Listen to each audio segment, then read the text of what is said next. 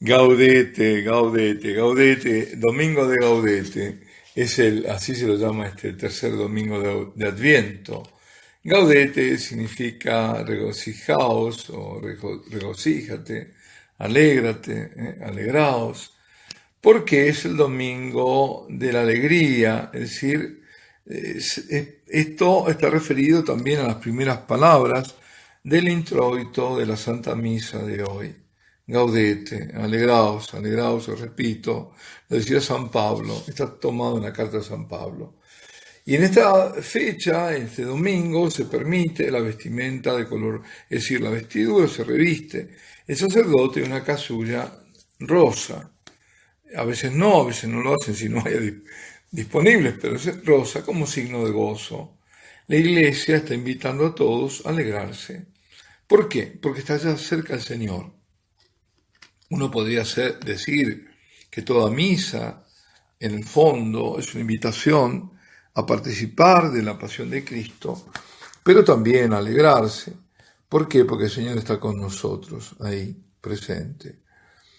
Pero aquí estamos alegrándonos sobre todo, y ahí es cuando se enciende además la tercera vela, que generalmente es rosada, porque está acabando el tiempo de espera y pronto será Navidad. Pero también, sobre todo, deberíamos decirlo ahora más que nunca, cuando las condiciones que nos rodean, las circunstancias, no son para alegrarnos realmente, sino para estar muy preocupados, y hablo en el orden del mundo y también de la iglesia. En el fondo yo hablo más por la iglesia, pero también por el mundo. Todo es preocupante, es confuso, es oscuro. Y sin embargo, en vez de decir preocupaos, el Señor nos está diciendo hoy, alegraos, como lo decía, cuando daba indicaciones terribles de esos tiempos últimos, y en vez de decir preocupados, decía alegraos. ¿Por qué? Porque vuestra liberación está cerca. Alzad la cabeza, alegraos, porque está cerca vuestra liberación. Entonces, es ese el motivo al que tenemos que dirigirnos, sobre todo a esta espera llena de esperanza de la venida del Señor en gloria. Hoy nos toca en esta época ya el Evangelio de San Mateo, porque estamos en el año A, y dice en la lectura del Evangelio de hoy que ha sido proclamado, que es proclamado Juan, que en la cárcel había oído hablar de las obras de Cristo, envió a sus discípulos a decirle: ¿eres tú el que ha de venir o debemos esperar a otro? Jesús les respondió: id y contad a Juan lo que oís y veis. Los ciegos ven y los cojos andan, los leprosos quedan limpios y los sordos oyen. Los muertos resucitan y se anuncia a los pobres la buena nueva. Y dichoso aquel que no haya escándalo en mí. Y luego continúa el Evangelio con el elogio del Señor al Bautista como el mayor de los profetas. La pregunta que ahora nos podemos hacer y hacerle al Señor: ¿eres tú el que ha de venir? Él, cuando le preguntaron eso, respondió: id a anunciar a Juan lo que estáis viendo y oyendo. Pero claro, hoy tenemos que reformular la pregunta. Decir algo así como: Señor, creemos que tú has venido en la carne, en Jesús de Nazaret, esa es nuestra fe. Pero Señor, ¿volverás o no volverás? Hace 2000 años que te esperamos. Bueno, a decir verdad, tenemos que decir que ya casi nadie espera, como si fuera una promesa que no ha de cumplirse, o quizás algo tan lejano que carece de sentido pensar en ello. Será así, pero ¿cuándo? No ahora. Pero entonces, cuando nosotros hacemos esa pregunta, te la hacemos a ti, Señor, tú nos respondes, como lo hiciste con los discípulos del Bautista, que nos fijemos en los signos. Y aquí están los signos que tú nos dijiste que vendrían, que lo dijo la palabra que inspiraste y que tenemos a nosotros como Sagrada Escritura. Por ejemplo, San Pablo, que ya advertía, no ahora, lo de su tiempo, pero lo hace con nosotros. San Pablo les decía en la segunda carta a los tesalonicenses, en el capítulo 2, os rogamos, hermanos, que no dejéis alterar tan fácilmente en vuestro ánimo. No os dejéis, ni os alarméis por alguna manifestación del Espíritu, por algunas palabras o por alguna carta presentada como nuestra, que os haga suponer que está inminente el día del Señor. Que nadie os engañe de ninguna manera. Claro, porque en ese momento estaban todos pensando que era inminente, ya venía Jesucristo.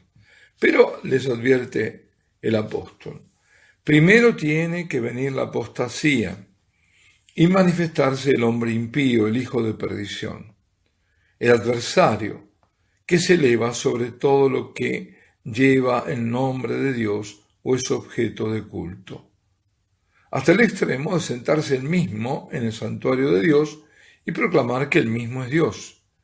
¿No os acordáis que ya os dije de esto cuando estuve entre vosotros?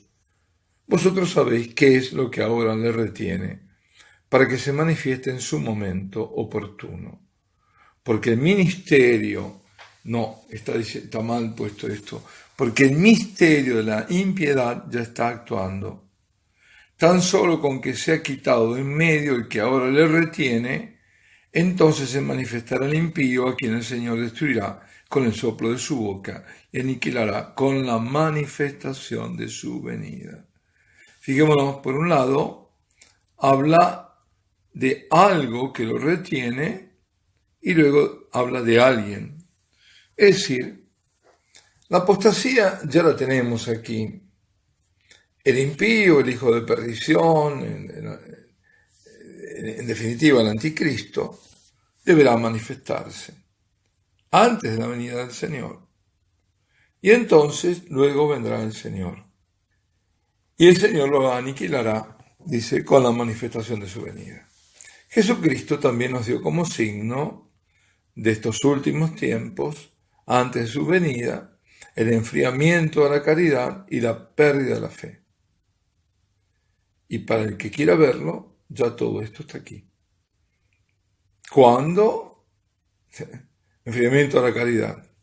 Miremos todas estas leyes, todo el aborto, la eutanasia, todo. El tratamiento que se hace a los que molestan ya, ¿no? A los ancianos, todo. La pérdida de la fe, ni que hablar, ni que hablar.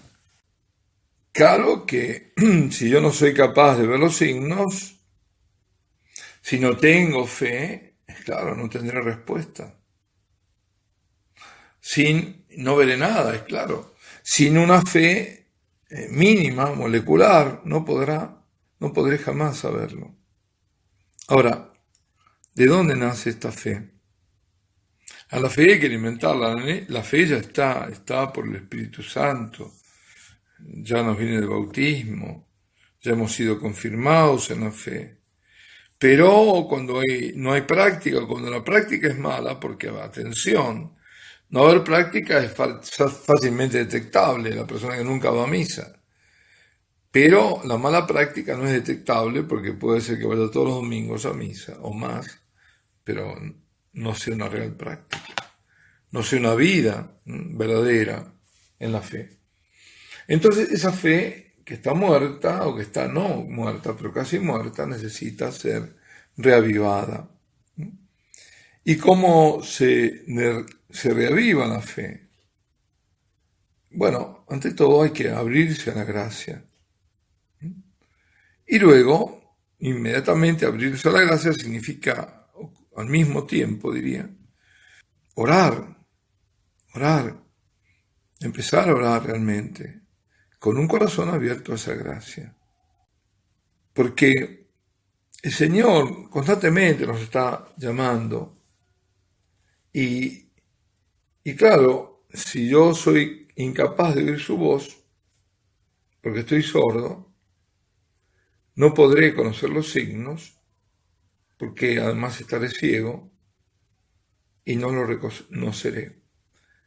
Y además de estos signos presentes en este tiempo, la apostasía, el enfriamiento de la caridad, la pérdida de la fe, están los otros signos. Los signos que Jesucristo nos dejó al fundar su iglesia, que son los sacramentos. Entonces ahí tengo que empezar con los sacramentos, a vivir estos signos, que ya los tengo, sacramentales, a hacer una buena confesión, a vivir la Eucaristía en la misa celebrada, a adorar la Eucaristía. Ahí está. Por eso, para que Él no permanezca lejano, para que yo recupere esa vista y ese oído y esté atento, para que yo no quede sin respuesta, debo acercarme a Él. Y Él me llama. Mi fe debe llevarme, como digo, a la oración, al diálogo con el Señor. Pero atención, con el Señor, no con el mundo. No con el mundo. Dios no nos llamó a dialogar con el mundo, sino a anunciar al mundo la verdad. Con quien tenemos que dialogar es con Él. Entonces sí, descubriremos que Jesucristo es nuestro Salvador, que es mi Salvador personal. Descubriré que es Dios encarnado y lo adoraré. Y lo adoraré en el sacramento de esa presencia suya.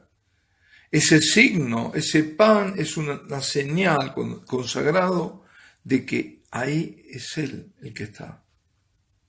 Y yo, por lo tanto, lo adoro. Verdadero practicante, verdadero cristiano, es aquel que cree que Jesucristo, Dios hecho hombre, está presente en la Eucaristía porque Él lo dijo. Y porque Él fundó su iglesia y porque Él dio ese mandato a aquellos primeros sacerdotes. Y esos sacerdotes se perpetúan en el sacerdocio ministerial y aquel signo sacramental que es la Eucaristía, que es su presencia viva, se perpetúa por obra de estos sacerdotes. Y cuando estamos ante Él en la Eucaristía, ante Él caemos de rodillas y lo adoramos. Cuando entonces lo reconozco como a mi Salvador, como a mi Señor, como a mi Dios, puedo escuchar su llamada. Esa voz que me llama a mí en particular, reconocer su voz, como en ese nombre que Él pronuncia, reconocerlo a Él, como lo reconoció recién en ese momento la Magdalena. María, le dijo, Él pronuncia tu nombre, mi nombre. Ven a mí. Yo soy tu creador, yo soy tu salvador. Entonces, solo entonces, no estaré más sordo a su voz, ni seré paralítico, tullido, porque caminaré hacia Él e iré a adorarlo. Alabado sea Jesucristo en el santísimo sacramento del altar. Sea por siempre bendito, alabado, amado y adorado.